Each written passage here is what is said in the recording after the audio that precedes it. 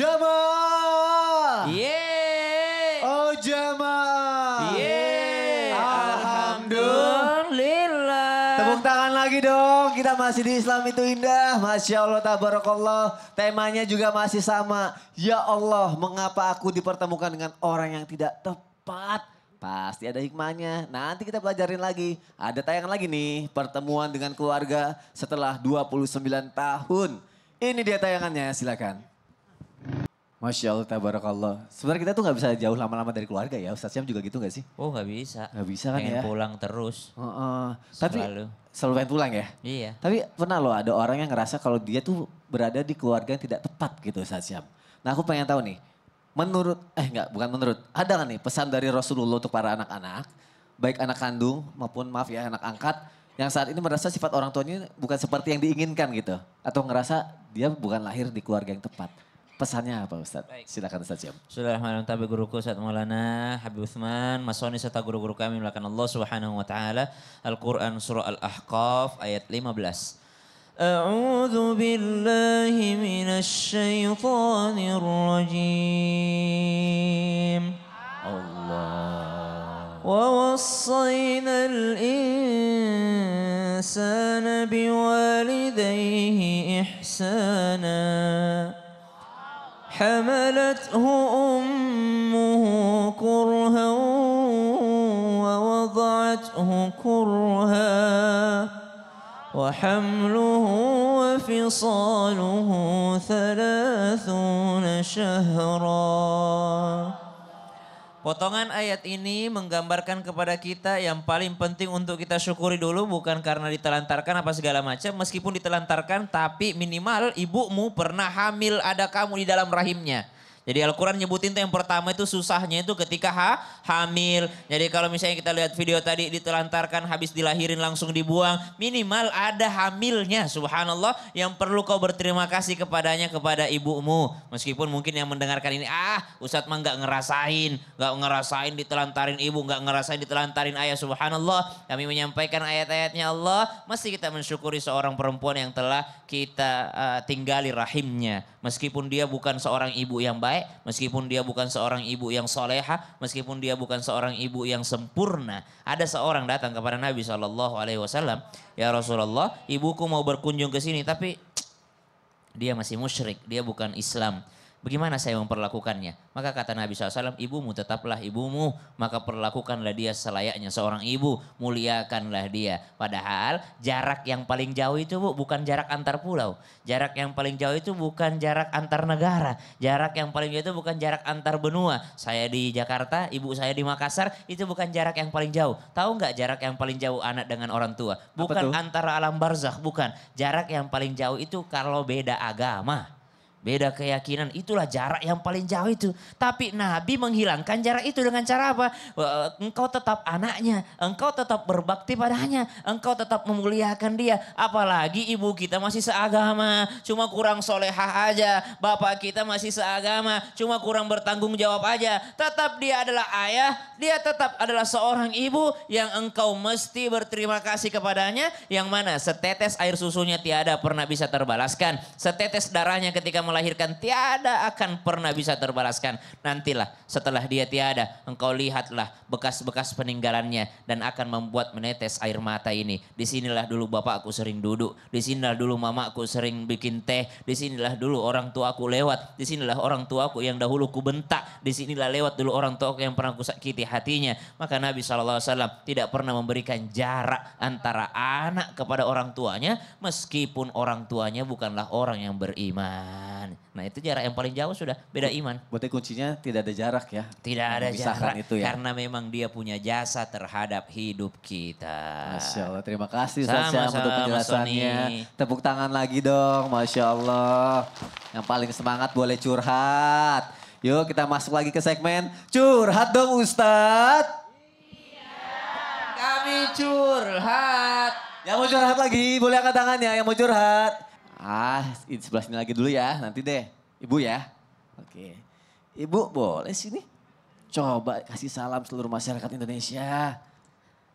Assalamualaikum warahmatullahi wabarakatuh. Waalaikumsalam warahmatullahi wabarakatuh. Nama saya Evi Sulastri. Disebutin? Iya, dari mana? Dari Ikatan Haji Muslimat Brebes. Ustadz Maulana sama Habib Usman nanti yang jawab. Mau curhat tentang mantan suami dan mantan istri. Iya. Hah? Oh iya, oke. Iya. Ah. Jadi mantan suaminya itu masih ngasih nafkah ke mantan suami. Mantan suami ke mantan masih, istri, ya. gitu. Tapi Oh, tanpa sepengetahuan istrinya, iya begitu. Bagaimana apa? ya bagaimana cara menyikapinya begitu. Apa harus diikhlaskan atau harus diprotes? Oke. Oh gitu. Terus ketahuannya dari mana dia ngasih? Ya ketahuan kan kalau misalkan kita siapapun ngelakuin kesalahan lama-lama kan bakal ketahuan juga. Apakah itu gitu. termasuk kesalahan? Nah, itu kesalahan apa enggak? Kalau misalkan nggak izin sama istrinya yang sekarang? Jadi menurut istri yang sekarang itu kesalahan karena nggak Ya bilang-bilang. karena nggak terus terang. Ibu suaminya pernah nikah sebelumnya? Nggak saya nanya. Lagi nyeritain tetangganya. Oh, tetangganya. Bukan ibunya. Coba Ustadz Maulana gimana? Ada yang ngasihnya diam-diam gitu. Habib itu bertanya detektif. Detektif ya. Gini. Kepada seorang istri, ketahuilah suami memberikan hartanya kepada istrinya sesuai kemampuannya.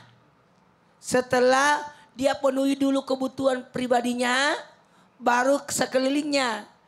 Pertanyaannya, seorang istri yang berikutnya setelah suami istri cerai, kemudian sang suami masih transfer kepada istri yang dulu, mohon maaf, semoga itu jadi sedekah. Amin. Amin. Tapi bisa jadi itu kewajiban. Karena bisa jadi yang dulu itu punya anak di situ. Iya. Kita tidak boleh buruk sangka. Betul. Memang semasa ketika cerai, selama masa iddah masih bisa dinafkahi. Tapi setelah lepas, tapi kan ada tanggung jawab namanya. Jadi sebaiknya niatkan aja sebagai sedekah.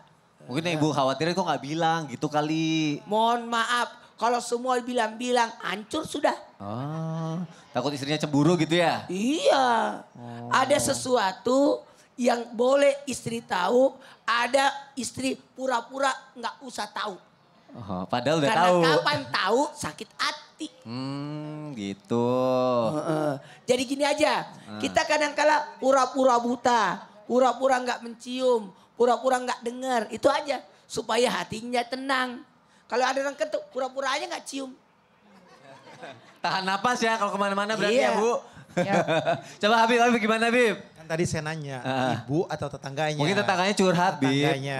Dan tetangga-tetangga lain yang mirip sama ibu. Kasusnya banyak yang pertama terjadi. adalah kasih tahu suaminya, istrimu saya. Ya kan? Oh iya. Istrimu kan saya. Benar. Enggak, Bib, istrinya siapa? Ya kan? Istrimu adalah saya. Saya yang berhak diberikan nafkah. Oh, iya. Mantan istrimu tidak berhak lagi diberikan nafkah. Bukan hanya nafkah yang dia nggak berhak. Bahkan tidak ada dia menerima harta gono gini dalam syariat Islam. Ya. Itu tidak ada.